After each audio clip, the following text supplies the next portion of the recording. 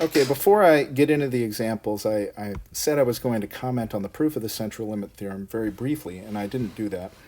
I don't want to say much other than it uses the moment generating functions. We mentioned in chapter 7 that the moment generating functions under nice conditions are going to determine the distribution of a random variable. And so something is similar when you talk about the kind of convergence you see here on this line. If the moment generating functions converge, then that implies that the distribution functions converge. And so that's lemma 3.1, and then they go on to use, they don't prove lemma 3.1, it's a little beyond what we can do in this class, but then they use that in the moment generating function from chapter 7 to give what I would really call a proof sketch of the central limit theorem. A full proof of the central limit theorem is well beyond anything we could do in this course. Okay, so with those comments out of the way, then let me start on examples. So here's example 3a. All right, so 3a, page 399. An astronomer is interested in measuring the distance in light years from his observatory to a star, to a distant star. So d is the distance to the star. And the astronomer wants to measure that. Although the astronomer has a measuring technique, he knows that because of changing atmospheric conditions and normal error, each time a measurement is made, it will not yield the exact distance, but merely an estimate.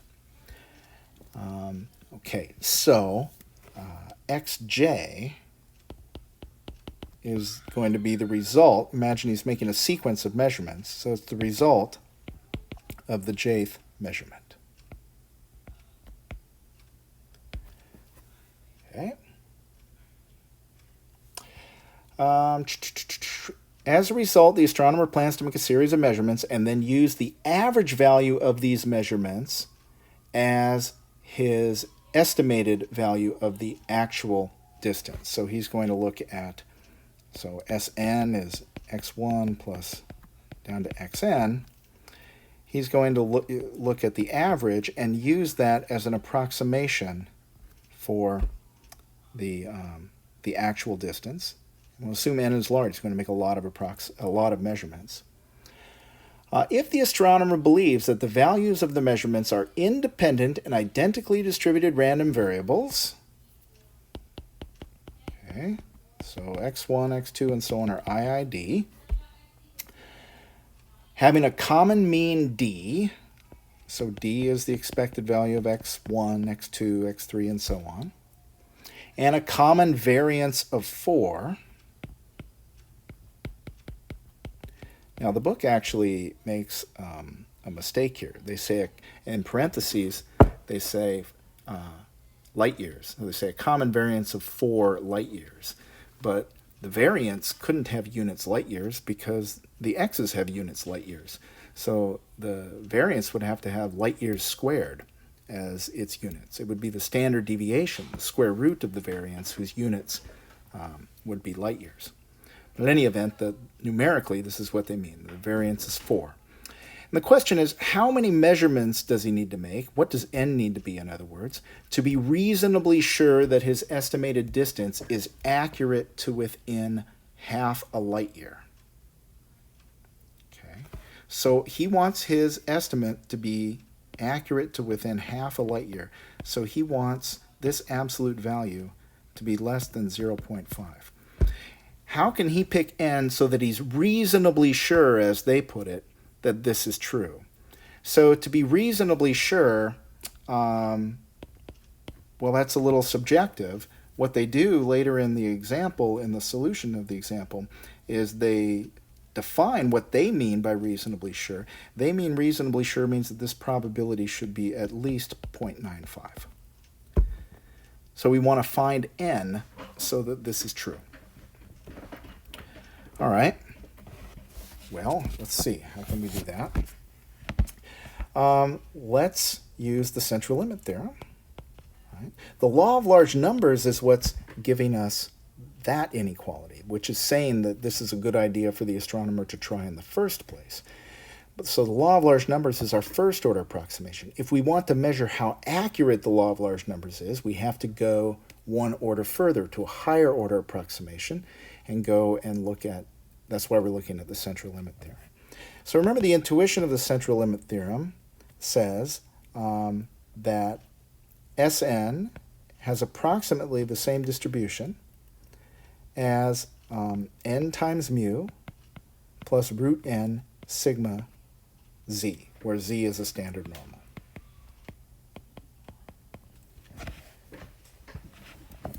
You know,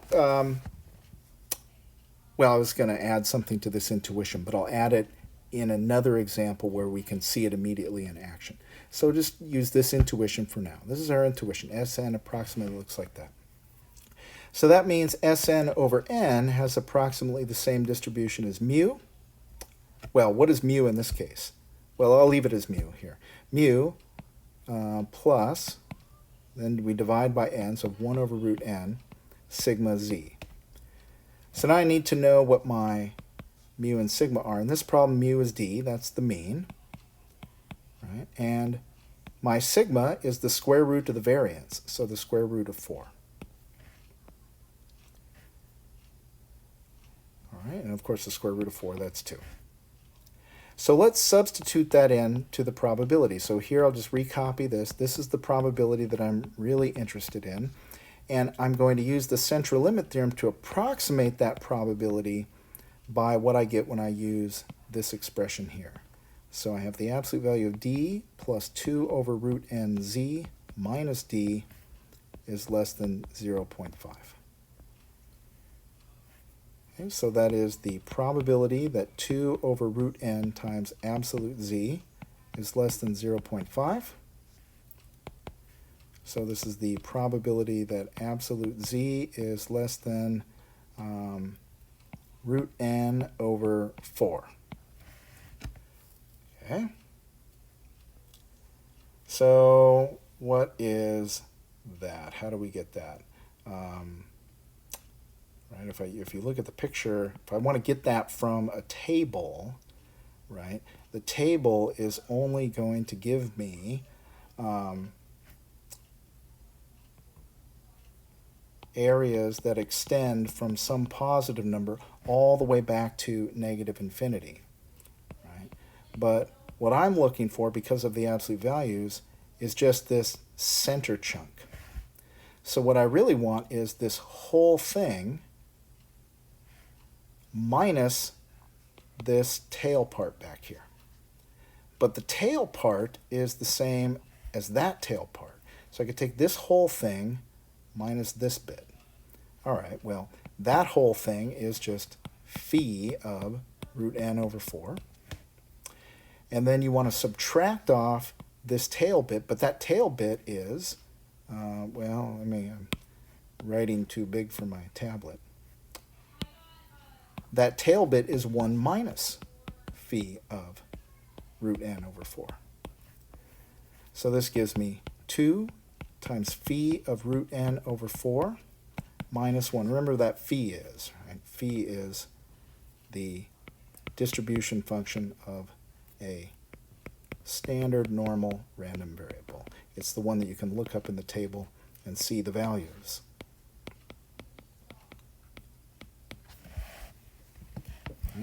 And the tables only give you values for phi when x is positive. So you have to do a little bit of trickery to get other values and do things with absolute values and whatnot. Okay, and I want that to be greater than or equal to 0.95. So I want phi of root n over 4 to be greater than or equal to 1.95 over 2. Okay. All right, so what's that? 0.975. And then you use a table, the table of values for this phi function.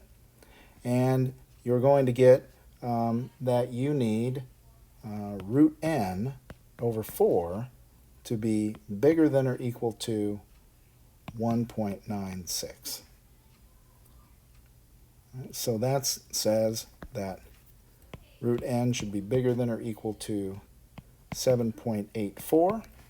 So you want n bigger than or equal to 61.47. N is a number of measurements and has to be an integer, so he needs to make 62 observations.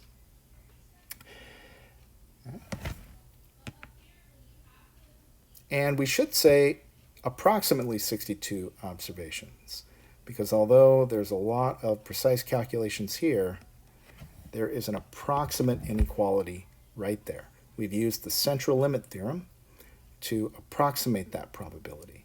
So everything that comes after it is just an approximation. So really what we should say is not that n equals 62.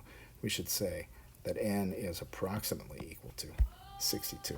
But in practice, we would just use that central limit theorem and say, okay, well, we're going to do 62 observations. Okay. We'll do another example. 3b. Okay, the number of students who enroll in a psychology course is a Poisson random variable with mean 100. Okay, so x is number of students that enroll. So you can imagine I'm getting ready to teach a class. It's the summer right now. I'm waiting. I don't know how many people are going to register for the course. So that uncertainty means that the number of people who register to me at this point is just a random variable. And we're assuming that the distribution is Poisson and the mean is 100. The professor in charge of the course has decided that if the number enrolling is 120 or more, he will teach the course in 2 separate sections. So if x is greater than or equal to 120, split into 2 sections. Okay. Whereas if fewer than 120, he'll teach all the students together. Okay, what is the probability that the professor will have to teach 2 sections? So what's the probability that x is bigger than or equal to 120? Well, we know the exact answer because it's a Poisson, right? So it's just going to be probability that x is greater than or equal to 120 is the sum as k goes from 120 to infinity of the probability that x equals k, and now we just have to substitute in the mass function of the Poisson with parameter lambda equals 100. Okay, so this is going to be e to the minus 100 times 100 to the k over k factorial. Well, what is that? Okay, it's the exact answer to the question, but it's not really helpful in any practical sense because we really want to know roughly what this probability is. I mean, is it just astronomically unlikely for this to happen? Is it almost certain that it's going to happen? What is this probability really?